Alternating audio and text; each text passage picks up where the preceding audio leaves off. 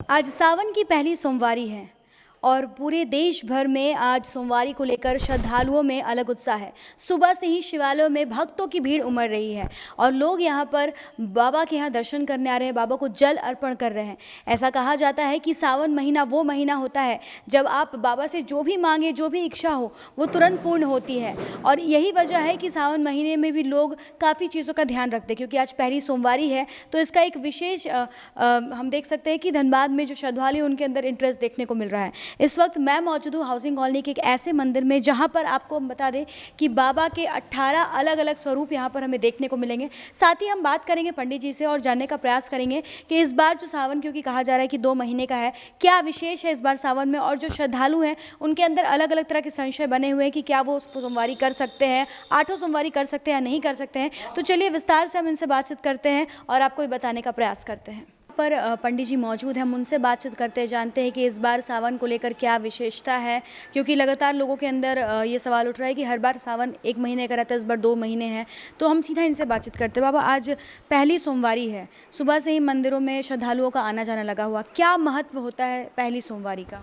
सोमवारी का जो पहला महत्व है ना, जो ये शंकर जी का है। शंकर जी के पूजा पाठ अर्चना करने से, ध्यान करने से बहुत आनंद मिलता है, सुख मिलता है, आत्मा को शांति मिलता है, बुद्धि मिलता है, धन मिलता है। यहीं इनको त्रिनेत्र कहा गया है। शंकर जी को ही त्रिनेत्र कहा गया है। इन्हीं में सब भगवान हैं, ब्रह्मा विष्णु महेश, इन्हीं का है। तो सोमवारी का महत्व बहुत बड़ा है। जो लोग सोमवारी करते हैं, ऐसे तो हर बार सावन 1 महीने का रहता है, 4 या 5 सोमवारी पड़ती है। इस बार लगभग शायद 8 है, कितने हैं ये जानकारी चाहती हूँ, और क्या लोगों को पूरा हर सोमवारी करनी चाहिए? इस बार जो है सो सावन महीना 2 महीना का है, जिसको पुरुषोत्तम महीना कहा गया है। पुरुषोत्तम महीना का अर्थ होता है जो पूजा अर्चना होना चाहिए।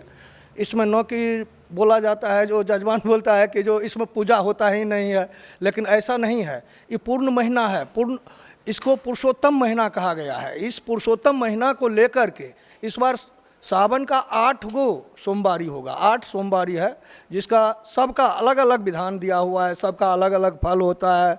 जो पुरुषोत्तम महीना में पूजा अर्चना करने से क्या फल मिलता है, क्या होता है, यही है, और क्या कहें। पुरुषोत्तम महीना में जो लोग अगर सोमवारी करते हैं तो उनके लिए क्या विशेष रहता है, इस बार क्या फल रहता है उसका? पुरुषोत्तम महीना में जो सोमवारी का विशेष अर्चना है, विशेष पाठ है, विशेष, इससे क्या होता है, जो जितना हम लोगों को देवी देवता जो हैं सबका इनमें समागम हो जाता है।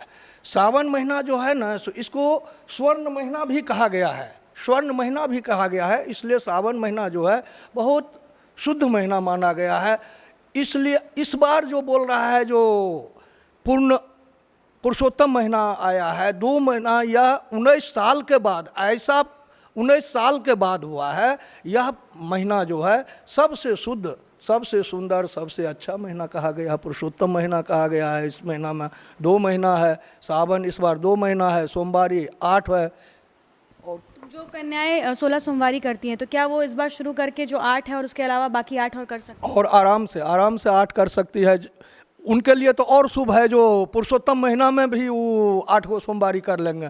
जो 16 सोमवारी व्रत करते हैं उनको तो सबसे अच्छा है, जो आज से जो सोमवारी करेंगे उनके लिए बहुत अच्छा फलदायक है, बहुत सुंदर है, और क्या कहें।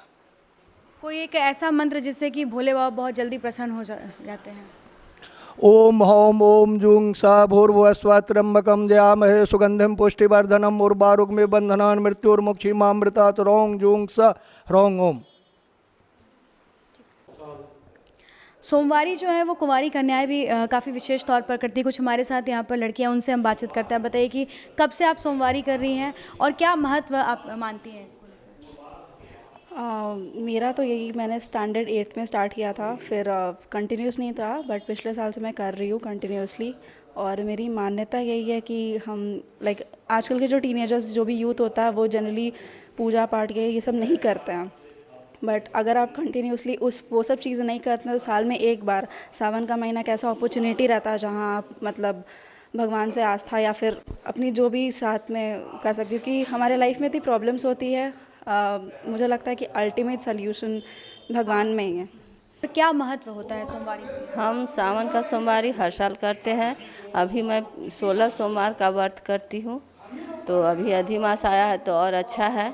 इस व्रत इस मतलब भोलेनाथ को हम बहुत मानती हूँ, और सोमवारी के दिन का अभिषेक भी कभी कभी करवा लेती हूँ, ताकि इनका महत्व तो बहुत है। मनोकामनाएं पूर्ण करते हैं। हम तो ऐसा लगा कि हमको कुछ बीमारी हुआ था, उसके बाद हम मन्नत माने थे तो हमारी पूरी हो गई। इसलिए हम अभी कंटिन्यू पूजा और डेली 108 बार नमः शिवाय का जाप करते हैं, और हमेशा पूजा करते हैं डेली। और भी हम थोड़ा सा विस्तार से बातचीत करते हैं। आप बताइए सर कि अभी आप बता रहे थे कि इस बार क्या खास है सावन में, उसके बारे में थोड़ा सा हमारे जो दर्शक हैं वो भी जानना चाहते हैं। देखिए, सावन का महीना जो होता है उसमें भगवान विष्णु जो है वो योग निद्रा में चले जाते हैं। अगर आप शिव पुराण पढ़ें या विष्णु पुराण पढ़ें, दोनों इस मास में कहते हैं कि पालनकर्ता जो भगवान विष्णु हैं उनकी सारी शक्तियाँ जो है वो भगवान शिव के पास होती हैं।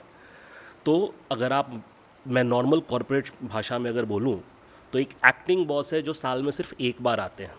जिस वक्त वो पूरी की पूरी संपूर्ण त्रिदेव अगर हम कह लें तो त्रिदेव की संपूर्ण शक्तियाँ किसी और देवता में कभी एक साथ निहित नहीं होती शिव के अलावा। शिव इकलौते देवता हैं जो कि इस महीने में, सावन के महीने में, तीनों त्रिदेव की शक्तियाँ उनके पास निहित हो जाती हैं। पालनकर्ता भी शिव हैं इस महीने में, संहारक कर्ता भी शिव हैं, और रचयिता भी शिव हैं।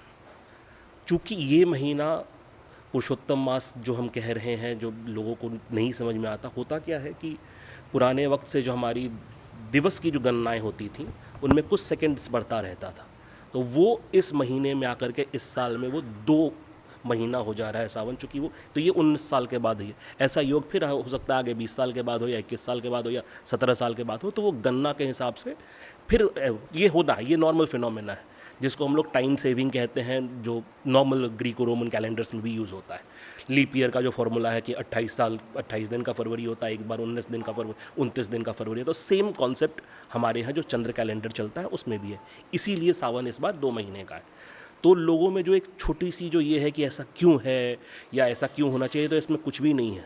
बस यही समझ लीजिए कि 2 महीने के लिए शिव जो है सो संपूर्ण है, कि आप 2 महीने के लिए शिव ही विष्णु हैं।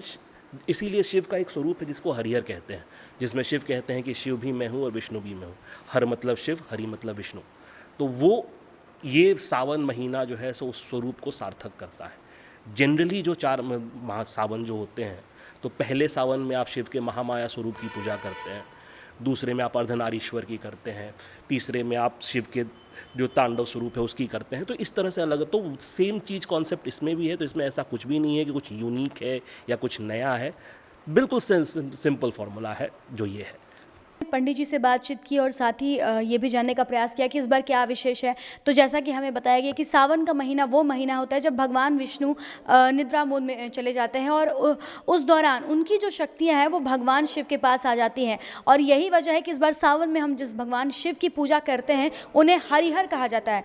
हरिहर यानी कि हरि मतलब कि भगवान विष्णु, और हर मतलब कि भगवान महादेव। और यहाँ पर हम ये देख सकते हैं कि यहाँ पर भगवान शिव का हरिहर रूप यहाँ पर एक विराजमान है। और सबसे खास बात यह है कि इस मंदिर के ठीक बाहर में हमने देखा कि बरगद और पीपल का पेड़ एक साथ उगा हुआ है। जनरली ऐसा कभी देखने को नहीं मिलता। यहाँ के जो लोग हैं उन्होंने हमें बताया कि इसे किसी ने लगाया भी नहीं है। बरगद जो कि भगवान विष्णु का प्रतीक है और पीपल जो कि भगवान शिव का प्रतीक है, एक साथ यानी कि हरिहर अवतार यहाँ पर देखने को मिल रहा है। और ख़ास बात यह है कि इस बार सावन 2 महीने रहने वाला है, तो इस बार भगवान शिव के पास ये जो शक्तियाँ हैं ये 2 महीने रहेंगी। और जो श्रद्धालु हैं वो जो भी अपनी जो इच्छा होती है, जो भी उनकी मुराद होती है वो भगवान से मांगते हैं तो वो पूर्ण हो जाती है। आपको बता दें कि भगवान भोलेनाथ एकमात्र ऐसे भगवान है जिन्हें अगर आप सच्ची श्रद्धा के साथ अगर 1 लोटा जल भी चढ़ा दें तो वो उसमें प्रसन्न हो जाते हैं। तो ये मौका ऐसा है जिसमें जितने भी श्रद्धालु उन्हें बिल्कुल हाथ से नहीं जाने देना है। और क्योंकि आज सावन की पहली सोमवारी है तो हम भी अपने चैनल के माध्यम से अपने दर्शकों को बताने का प्रयास किया कि